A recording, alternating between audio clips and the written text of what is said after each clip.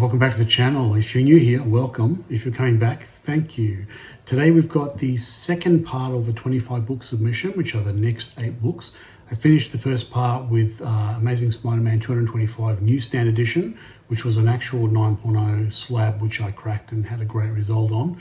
If you haven't seen that, go back and have a look.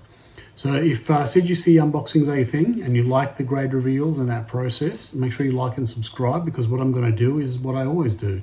I'm going to go through the next 8 books, which are here in virtual mode because they're off to a consignor in the US. I'm going to tell you what they cost me. I will tell you what I did to them, if it's anything noteworthy. I will tell you what my grade expectation is for it, and then we'll see what CGC gave us in return. So without any further ado, let's crack on into Amazing Spider-Man 244 Newsstand edition. Most of these books, in fact, all the books on this video today from the same seller, and 23 of the 25 on this whole submission from one seller. So this one cost me $22, and it had a few ticks and a crunch on the bottom spine, which I cleaned up quite well. And I thought it was really nice, but the ticks were going to limit it to about a 9.6. As much as work as I could do into it, you can't reverse permanent damage effectively. So I sent CGC expecting a 9.6 and got 9.6. So that's okay, that's what we're expecting. And the greater notes are spine stress lines on the right top of the back cover break color. Very detailed notes. So yeah, that's perfectly fair and expected. So moving on to Amazing Spider-Man 258. So this is the classic. I don't have it in front of me. It's the Reed Richards discovers the symbiote in the black suit, and the start of the whole Venom storyline really starts kicking off here. Paid $16 for this book, and again it had a couple of ticks which I thought were going to be too heavy for a 9.8 because they were particularly visible on the back. And this book is quite valuable in a 9.8 for this reason. It's hard to get it in a near perfect 9.8 grade.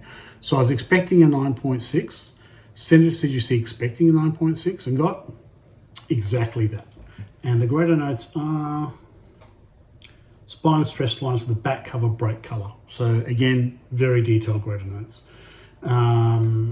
So I think that's perfectly right and perfectly fair. So let's move on to Amazing Spider-Man 293 Newsstand, part of the Craven series, Death of Craven, and another iconic cover. So this one cost me $27. And again, I had a few ticks that could not be reduced anymore. And there was a stain on the back cover near the edge. It looked like a fingerprint, but I was able to get that off at least with a bit of a treatment. And the ticks unfortunately meant that, like the last 2 books, this one's going to be limited to a 9.6. So essentially CGC expecting a 9.6 and got a 9.6. So we're having a really accurate run here. And the greater notes are on the spine stress lines break color, which is spot on and perfectly right, and I agree with that. Moving on to the next book, which is Daredevil 227 Newsstand edition. So a bit of more of a higher value book than the last few, and especially because of the Newsstand, I suppose. Received this, cost me $15. Had 2 ticks after a lot of work. I reduced the possible crease on the back cover. It had bands.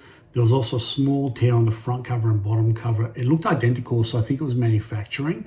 And I was curious to see if that would get ignored, because I remember that there was a technical chance that this book would get a 9.8, but it was doubtful, just probably because of the ticks. And that's assuming that those little rips were seen as manufacturing. So essentially CGC expecting 9.6 and got exactly that. So being spot on with the last 4 books. I think it's the biggest run I've had. And what they've said is a tear on the bottom of the front cover. So I disagree. I think that's actually a manufacturing issue that's happened, because on the back as well. But it is what it is. So it had a bit of value in a 9.6, which is fine.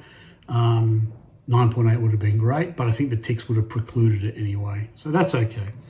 Let's move on to Fantastic Four 258, one of my favorite covers. Dr. Doom, John Byrne. Cost me $13, and it came with light ticks, and it was a decent copy with a bit of miswrap, which is in my notes here. It's tempting because I want this book in my PC that if this came back at a 9.8, I would add it to my PC. However, I think I'm going to wait for one that doesn't have that miswrap on it. So I was expecting 9.6 because of those ticks, and the last 4 books would tell me that I've been right so far. And CGC said 9.8, so it's great to have this at 9.8. But yeah, and it's unfortunate about the slight miswrap, or I'd have this sent back to me and take it. That's all right.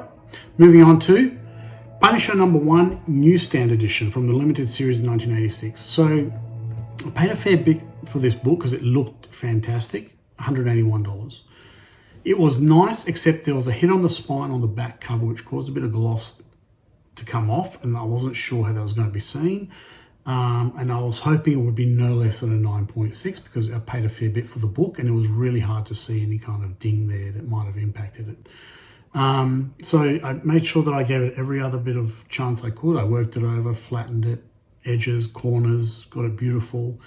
I said at CGC expecting around a 9.6 and got, wow. So that's a fantastic book to get in a 9.8. Yeah, really happy with that. And what's interesting is I didn't get upcharged, and this has got a consistent value over $1,000. So I assumed, looking at my credit card statement, that I must have got a 9.6 for it because I didn't get an upcharge for it. So thanks CGC, it's a great outcome, and I think it's a beautiful looking book. It was just the risk of that hit on the back of the spine. Yeah, moving on to Wolverine #1, 1988. So this one cost me $68 because it looked like it was in good condition.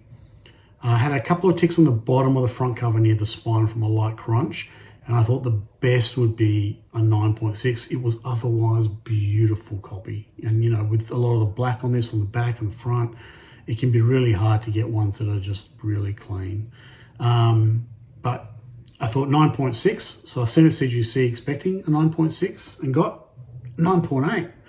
That's fantastic. Really happy to have that little bump. You know, it's a great book to have in a high grade. Yeah, looks great. So I guess they deemed they were negligible, which I'm really happy about. So, whew. All right, moving on to the last book of this part of the submission, which is Amazing Spider-Man 258. Newsstand edition this time. So this book in Newsstand has ridiculous value. Cost me $25 and had a couple of ticks on the back which I thought were going to hold it back. There was a bit of bleed through from the staining on the inside of the front cover. I tried to lighten it, but it was really hard to get off. And I've seen this on other 258 ASM 258s before. It's a bit frustrating because sometimes I don't think they ignore it. They'll probably mark it as foxing, which has happened on a Robocop book way back in the day for me. So I was expecting 9.6, and I've got a comment here saying it should be a 9.6. Sent it to CGC, and they said 9.6. And the greatest notes are spine stress lines on the spine break colour. And that's right. I'm glad they didn't tag me for the foxing, even though it's bleed through from the inside.